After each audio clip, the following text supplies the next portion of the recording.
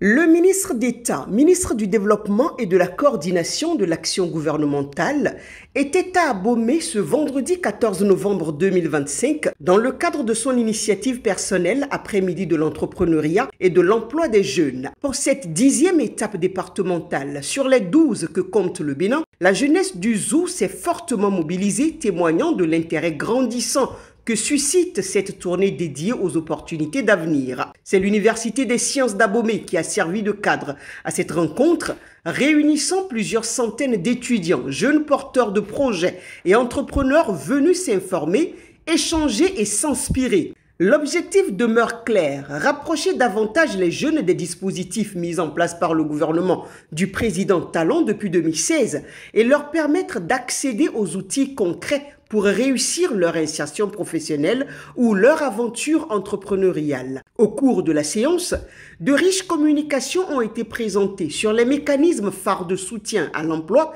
et à l'entrepreneuriat, la vision Bénin Alafia, un monde des splendeurs, le PSIE, le FNDA, le projet Azoli, le prodige, ainsi que les nombreuses opportunités de bourse et d'accompagnement destinées aux jeunes. Chacune de ces interventions a permis de mieux éclairer les participants sur les leviers disponibles pour concrétiser leurs ambitions. Nous avons l'intitulé de la vision qui est le Bénin 2060 Alafia, un monde de splendeur.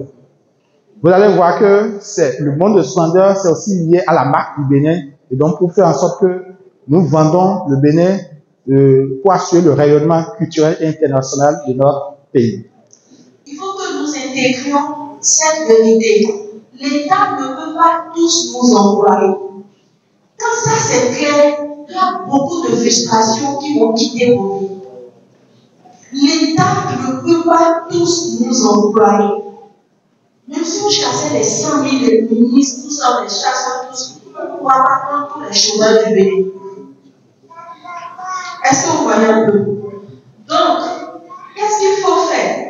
Est-ce qu'il faut envoyer tout le monde au niveau de l'auto-emploi ou créer des opportunités? C'est là le sujet. Prenant la parole devant une salle attentive et réceptive, le ministre d'État Aboulaye Biotchane a livré un message fort, empreint de réalisme. Quand vous avez 3 millions de personnes qui sont à la recherche d'un emploi et que vous n'en créez que 800 000, il n'y a pas encore un effet massif qu'on peut ressentir dans l'économie. Et donc, je comprends la nécessité de certains. Mais nous avons prouvé dans le premier quinquennat qu'il est possible de faire quelque chose. Et c'est pour ça que pour le deuxième quinquennat, l'objectif a été de porter l'objectif à 1 300 000. Donc, 2021 à 2026, 1 300 000 emplois. Je peux vous dire que déjà en 2023, quand nous avons fait le bilan, on avait déjà créé plus d'1 300 000 emplois. Donc, on est dans une dynamique qui va s'amplifier d'année en année.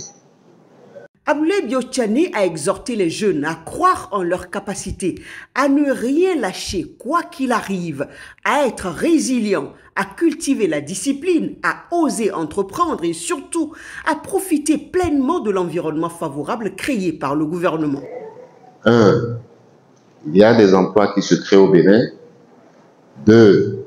Si vous voulez créer ou bénéficier de ces emplois, vous savez ce qu'il faut faire, c'est la formation professionnelle et technique. 3, il faut être patient, résilient, innovateur et ne pas penser que l'argent, c'est la première chose qu'il faut chercher. Merci beaucoup.